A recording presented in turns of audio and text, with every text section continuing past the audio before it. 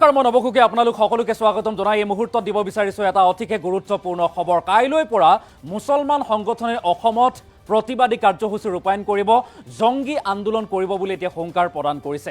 ৱাকফ সংশোধনী বিল কোনো পধ্যে মানি নলওঁ বুলি হুংকাৰ দিছে আৰু তাৰ পাছতেই অসমত এনেদৰে কাতকৈ অধিক ভয়াৱহ আন্দোলনৰ হুংকাৰ বা ভাবুকি দিয়া পৰিলক্ষিত হৈছে। মূলতঃ ৱাকফ সংশোধনী বিল আমি কোনো পধ্যে মানি নলওঁ আৰু তাৰ পাছতে কাইলৈ পৰা অসম কপাবলৈ সাজু হৈছে এতিয়া মুছলমান সংগঠন। এটা ডাঙৰ খবৰ আমি এই মুহূৰ্তত লৈ অহাৰ চেষ্টা কৰিছোঁ। কাইলৈ পৰা অসম কপাবলৈ সাজু মুছলমান সংগঠন। ৰাজ্যজুৰি উত্তাল প্ৰতিবাদী কাৰ্যসূচী ৰূপায়ণ কৰা হ'ব বুলি এতিয়া হুংকাৰ দিছে।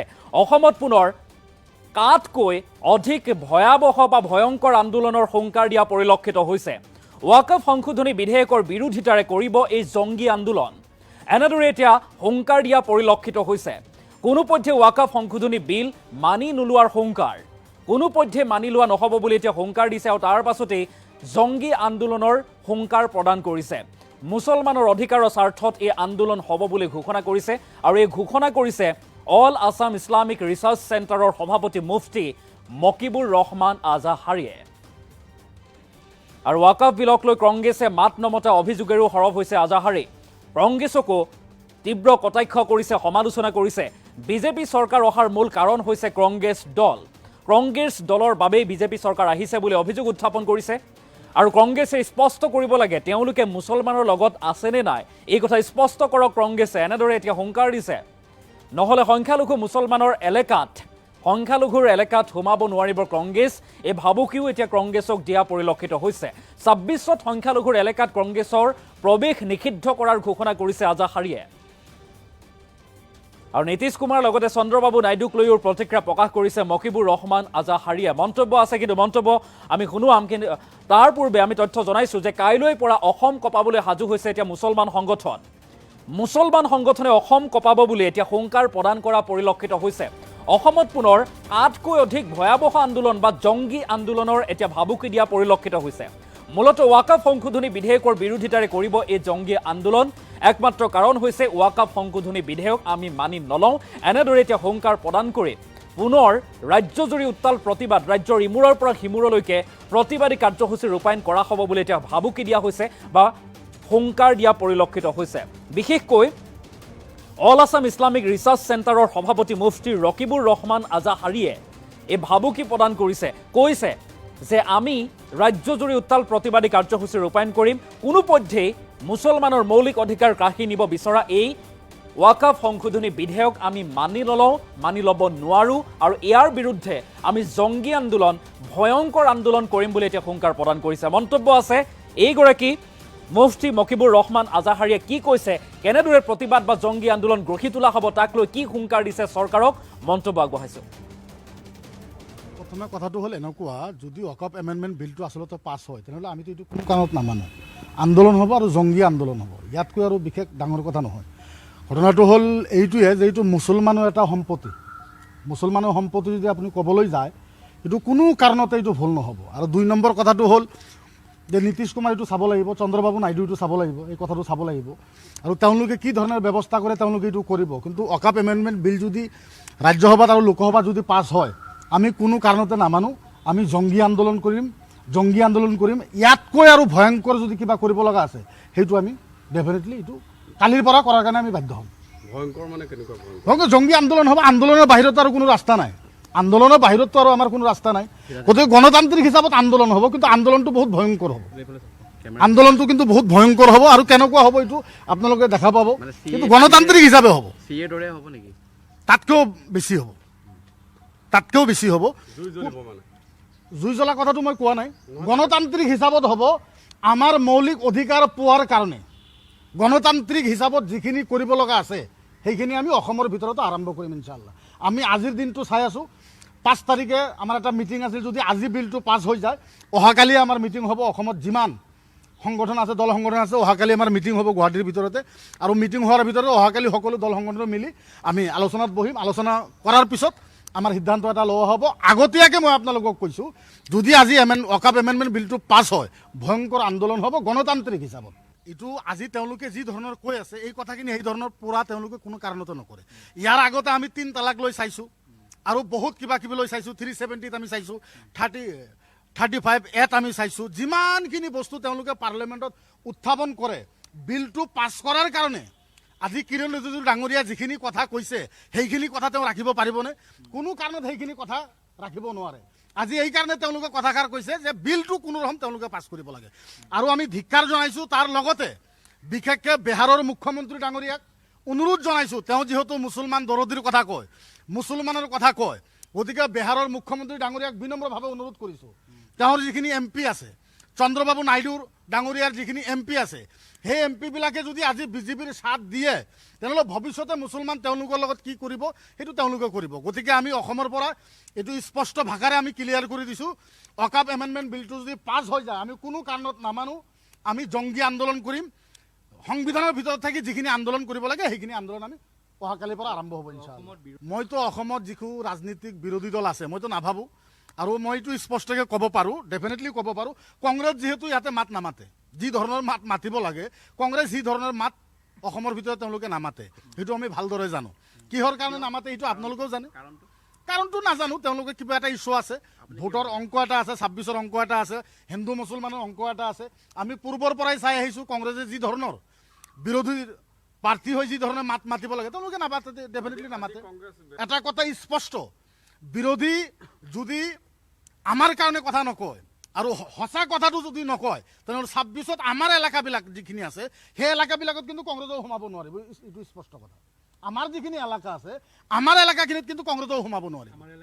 আমাৰ যিখিনি মাইনৰিটি এলেকা আছে, যিখিনি মাইনৰিটি এলেকা আছে, যিটো তেওঁলোকে ভোট বেংক কৰি কয়, আমাক ইয়াতো ডাইৰেক্টলি ভোট বেংক বুলি কওক। ডাইৰেক্টলি যদি আপুনি ভোট বেংক বুলি কয় ডাইৰেক্টলি আমাৰ হৈ কথা ক'ব লাগিব। আপুনি ভোট বেংক বুলিও ভাবিব, ভোটো ল'ব, কথাও নক'ব মুছলমানক, সেইটোতো নহ'ব নহয়। আপুনি আমাক যেতিয়া আপোন কৰি ল'ব না, সেইটো কামটো আপোন কৰিব লাগিব, ভোটৰ অংক কৰিলেতো নহ'ব ডেফিনেটলি। বিহাৰৰ মুখ্যমন্ত্ৰী যোৱাৰ কাৰণটো একমাত্ৰ কংগ্ৰেছ। চন্দ্ৰবাবু নাইডু আজি গুচি গৈছে, তাৰ কাৰণটো কোন? একমাত্ৰ কংগ্ৰেছ। গতিকে কংগ্ৰেছৰ স্থিতি যদি ঠিক থাকিলে হয়, তেওঁলোকৰ পলিটিকেল এজেণ্ডা যিটো মানে হামছে বাড়া কোন হে, এইটো কৰি কৰিতো আজি ভাৰতবৰ্ষৰ ভিতৰত বিজেপি চৰকাৰ আহিলে। বিজেপি আনাৰ মূল কাৰণটো কোন মোক বুজাই দিয়ক। এইটো কংগ্ৰেছ। যদি কংগ্ৰেছে ইচ্ছা কৰিলে হয় আজি নীতিশ কুমাৰ থাকিলে হয়, চন্দ্ৰবাবু নাইডু ডাঙৰীয়া থাকিলে হয়, আজি তেওঁলোকৰ কাৰণেই গুচি গৈছে, তেওঁলোকৰ কাৰণেই গুচি গৈছে। আজি যিখিনি তেওঁলোকে মাত মাতিছে, আজি সদনত মাত মাতিলে নহ'বতো, এইটো এটা গেম প্লেনিং। আপুনি চাব ইয়াতে হ'ব আপোনাৰ আসন, কাৰ কিমান ভোট আছে সেইটোৱে আমি গমেই পাই আছোঁ যে আমাৰ ভোট নাই। তাতে আপুনি যিমান কথা কৈ লাভ কি আছে? আমি গম পালোঁ হয় যদি আপুনি আজি 1 মাহ আগৰ পৰাই যদি বিৰোধী বহুত দল আছিল, নীতিশ কুমাৰৰ লগতে হওক, চন্দ্ৰবাবু নাইডুৰ লগতে হওক, তেওঁলোকৰ লগত যদি ভালদৰে বহি আলোচনা কৰি আজি যদি এই পদক্ষেপটো লোৱা হ'ল হয়, আজি তেওঁলোকে বিলটো পাছ কৰিব নোৱাৰিলে হয়। আজিয়ে পাৰ্লিয়ামেণ্টত মাত মাতিলে কি হ'ব? আজি পাৰ্লিয়ামেণ্টত মাত মাতিলে বিলটো ৰখি যাব নেকি? কোনো কাৰণতে ৰখি নাযায়। গতিকে এই কামটো 1 মাহ আগৰ পৰাই কৰিব লাগিছিল, বিভিন্ন দলবিলাকৰ লগত বহিব লাগিছিল, তেতিয়া আমি গম পালোঁ হয় নাই কিবা এটা তেওঁলোকে কৰিছে। আজি সদনত মাত মাতিলেও লাভ নহ'ব। আজি যিমানে গোটাই দিনটোৱে যদি গৌৰৱ গগৈ ডাঙৰীয়া যদি মাত মাতে কিবা লাভ আছে নেকি? তাতে অংকটো কি? অংকটো এইটোৱে, ভোটৰ পেটাৰ্ণ যাৰ তাত বেছি আছে তেওঁলোকৰ তাত বেছি আছে। নাই, প্ৰথমে কথাটো হ'ল এনেকুৱা, যদি অকাপ এমেণ্ডমেণ্ট বিলটো আচলতে পাছ হয় তেনেহ'লে আমিতো এইটো কোনো কাৰণত নামানো, আন্দোলন হ'ব আৰু জংগী আন্দোলন হ'ব, ইয়াতকৈ আৰু বিশেষ ডাঙৰ কথা নহয়। ঘটনাটো হ'ল এইটোৱে যে এইটো মুছলমানৰ এটা সম্পত্তি, মুছলমানৰ সম্পত্তি যদি আপুনি ক'বলৈ যায় এইটো কোনো কাৰণতে এইটো ভুল নহ'ব। আৰু 2 নম্বৰ কথাটো হ'ল যে নীতিশ কুমাৰ এইটো চাব লাগিব, চন্দ্ৰবাবু নাইডু এইটো চাব লাগিব, এই কথাটো চাব লাগিব, আৰু তেওঁলোকে কি ধৰণৰ ব্যৱস্থা কৰে তেওঁলোকে এইটো কৰিব। কিন্তু অকাপ এমেণ্ডমেণ্ট বিল যদি ৰাজ্যসভাত আৰু লোকসভাত যদি পাছ হয় আমি কোনো কাৰণতে নামানো, আমি জংগী আন্দোলন কৰিম। ইয়াতকৈ আৰু ভয়ংকৰ যদি কিবা কৰিব লগা আছে সেইটো আমি ডেফিনেটলি এইটো কালিৰ পৰা কৰাৰ কাৰণে আমি বাধ্য হ'ম। ভয়ংকৰ মানে কেনেকুৱা ভয়ংকৰ জংগী আন্দোলন হ'ব। আন্দোলনৰ বাহিৰত আৰু কোনো ৰাস্তা নাই, আন্দোলনৰ বাহিৰততো আৰু আমাৰ কোনো ৰাস্তা নাই। গতিকে গণতান্ত্ৰিক হিচাপত আন্দোলন হ'ব, কিন্তু আন্দোলনটো বহুত ভয়ংকৰ হ'ব, আন্দোলনটো কিন্তু বহুত ভয়ংকৰ হ'ব। আৰু কেনেকুৱা হ'ব এইটো আপোনালোকে দেখা পাব, কিন্তু গণতান্ত্ৰিক হিচাপে হ'ব, তাতকৈও বেছি হ'ব। জুই জ্বলা কথাটো মই কোৱা নাই, গণতান্ত্ৰিক হিচাপত হ'ব। আমাৰ মৌলিক অধিকাৰ পোৱাৰ কাৰণে গণতান্ত্ৰিক হিচাপত যিখিনি কৰিব লগা আছে সেইখিনি আমি অসমৰ ভিতৰতো আৰম্ভ কৰিম ইনশাআল্লাহ। আমি আজিৰ দিনটো চাই আছোঁ, 5 তাৰিখে আমাৰ এটা মিটিং আছিল, যদি আজি বিলটো পাছ হৈ যায় অহাকালি আমাৰ মিটিং হ'ব অসমত যিমান সংগঠন আছে, দল সংগঠন আছে। অহাকালি আমাৰ মিটিং হ'ব গুৱাহাটীৰ ভিতৰতে, আৰু মিটিং হোৱাৰ ভিতৰতে অহাকালি সকলো দল সংগঠন মিলি আমি আলোচনাত বহিম। আলোচনা কৰাৰ পিছত আমাৰ সিদ্ধান্ত এটা লোৱা হ'ব। আগতীয়াকৈ মই আপোনালোকক কৈছোঁ, যদি আজি অকাপ এমেণ্ডমেণ্ট বিলটো পাছ হয়, ভয়ংকৰ আন্দোলন হ'ব গণতান্ত্ৰিক হিচাপত। এইটো আজি তেওঁলোকে যি ধৰণৰ কৈ আছে, এই কথাখিনি সেই ধৰণৰ পূৰা তেওঁলোকে কোনো কাৰণতে নকৰে। ইয়াৰ আগতে আমি 3 তালাক লৈ চাইছোঁ, আৰু বহুত কিবা কিবি লৈ চাইছোঁ, 370 আমি চাইছোঁ, 35 আমি চাইছোঁ। যিমানখিনি বস্তু তেওঁলোকে পাৰ্লিয়ামেণ্টত উত্থাপন কৰে বিলটো পাছ কৰাৰ কাৰণে, আজি কিৰণ ৰিজিজু ডাঙৰীয়া যিখিনি কথা কৈছে সেইখিনি কথা তেওঁ ৰাখিব পাৰিবনে? কোনো কাৰণত সেইখিনি কথা ৰাখিব নোৱাৰে। আজি এইকাৰণে তেওঁলোকে কথাষাৰ কৈছে যে বিলটো কোনো ৰকম তেওঁলোকে পাছ কৰিব লাগে। আৰু আমি ধিক্কাৰ জনাইছোঁ। তাৰ লগতে বিশেষকৈ বিহাৰৰ মুখ্যমন্ত্ৰী ডাঙৰীয়াক অনুৰোধ জনাইছোঁ, তেওঁ যিহেতু মুছলমান দৰদীৰ কথা কয়, মুছলমানৰ কথা কয়, গতিকে বিহাৰৰ মুখ্যমন্ত্ৰী ডাঙৰীয়াক বিনম্ৰভাৱে অনুৰোধ কৰিছোঁ, তেওঁৰ যিখিনি MP আছে, চন্দ্ৰবাবু নাইডুৰ ডাঙৰীয়াৰ যিখিনি MP আছে, সেই MP বিলাকে যদি আজি বিজেপিৰ সাথ দিয়ে, তেনেহ'লে ভৱিষ্যতে মুছলমান তেওঁলোকৰ লগত কি কৰিব সেইটো তেওঁলোকে কৰিব। গতিকে আমি অসমৰ পৰা এইটো স্পষ্ট ভাষাৰে আমি ক্লিয়াৰ কৰি দিছোঁ, অকাপ এমেণ্ডমেণ্ট বিলটো যদি পাছ হৈ যায় আমি কোনো কাৰণত নামানো, আমি জংগী আন্দোলন কৰিম। সংবিধানৰ ভিতৰত থাকি যিখিনি আন্দোলন কৰিব লাগে সেইখিনি আন্দোলন আমি অহাকালিৰ পৰা আৰম্ভ হ'ব ইনশাআল্লাহ। মইতো অসমত যিটো ৰাজনীতিক বিৰোধী দল আছে মইতো নাভাবোঁ, আৰু মইতো স্পষ্টকৈ ক'ব পাৰোঁ, ডেফিনেটলি ক'ব পাৰোঁ, কংগ্ৰেছ যিহেতু ইয়াতে মাত নামাতে, যি ধৰণৰ মাত মাতিব লাগে, কংগ্ৰেছ যি ধৰণৰ মাত অসমৰ ভিতৰত তেওঁলোকে নামাতে, সেইটো আমি ভালদৰে জানো। কিহৰ কাৰণে নামাতে সেইটো আপোনালোকেও জানে। কাৰণটো নাজানো, তেওঁলোকে কিবা এটা ইছ্যু আছে, ভোটৰ অংক এটা আছে, 26ৰ অংক এটা আছে, হিন্দু মুছলমানৰ অংক এটা আছে। আমি পূৰ্বৰ পৰাই চাই আহিছোঁ কংগ্ৰেছে যি ধৰণৰ বিৰোধী প্ৰাৰ্থী হৈ যি ধৰণে মাত মাতিব লাগে তেওঁলোকে নামাতে, ডেফিনেটলি নামাতে।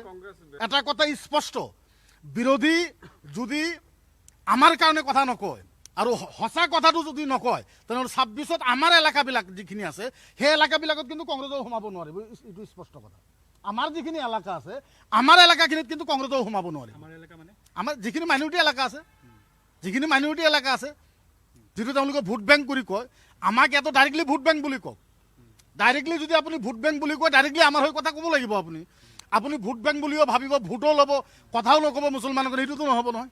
আপুনি আমাক যেতিয়া আপন কৰি ল'ব না, সেইটো কামটো আপন কৰিব লাগিব। ভোটৰ অংক কৰিলেতো নহ'ব ডেফিনেটলি। বিহাৰৰ মুখ্যমন্ত্ৰী যোৱাৰ কাৰণটো একমাত্ৰ কংগ্ৰেছ। চন্দ্ৰবাবু নাইডু আজি গুচি গৈছে, তাৰ কাৰণটো কোন? একমাত্ৰ কংগ্ৰেছ। গতিকে কংগ্ৰেছৰ স্থিতি যদি ঠিক থাকিলে হয়, তেওঁলোকৰ পলিটিকেল এজেণ্ডা যিটো মানে হামছে বাড়া কোন হে, এইটো কৰি কৰিতো আজি ভাৰতবৰ্ষৰ ভিতৰত বিজেপি চৰকাৰ আহিলে। বিজেপি আনাৰ মূল কাৰণটো কোন মোক বুজাই দিয়ক। এইটো কংগ্ৰেছ।